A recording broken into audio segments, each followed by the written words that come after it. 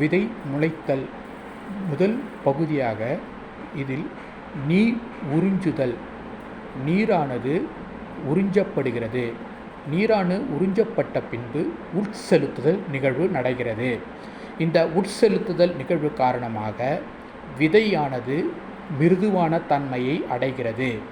இந்த மிருதுவான தன்மையை அடைந்த பின்பு மேல்புறத்தில் இருக்கக்கூடிய தோலானது உரியப்படுகிறது.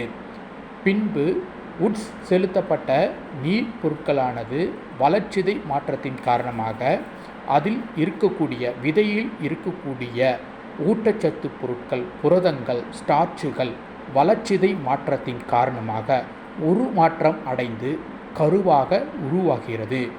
இந்த கரு உருவான பின்பு அதிலிருந்து முதலில் வேர்களானது தாய் வேர் என்ற முதல் வேர் தொகுப்பு உண்டாகிறது. இந்த வேர் தொகுப்பானது மண்ணுக்குள் கீழ் நோக்கி இடப்பெயர்ச்சி அடைகிறது. இந்த கீழ் நோக்கி இடப்பெயர்ச்சி அடைந்த பின்பு அந்த வேரானது மண்ணில் இருக்கக்கூடிய ஊட்டச்சத்துக்கள், தாது பொருட்கள், நீர்கள் ஆகியவற்றை கடத்து கால்வாய்கள், அதாவது சைலம் வழியாக, ஃப்ளோயம் வழியாக அவைகள் கடத்துகின்றன.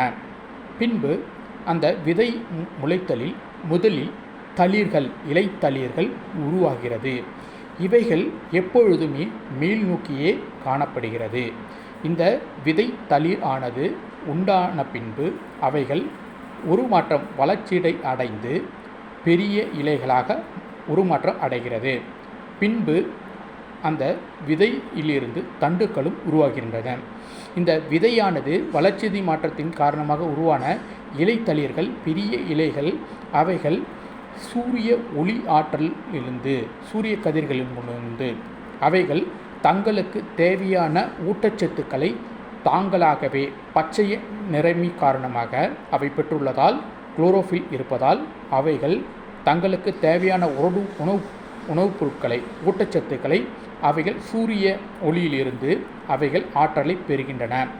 இந்த வளர்சிதை மாற்ற நிகழ்வு நடந்த பின்பு ஒரு விதையிலிருந்து உருவான தாவரமானது ஒரு முழுமை அடைந்த தாவரமாக வளர்ச்சி அடைகிறது.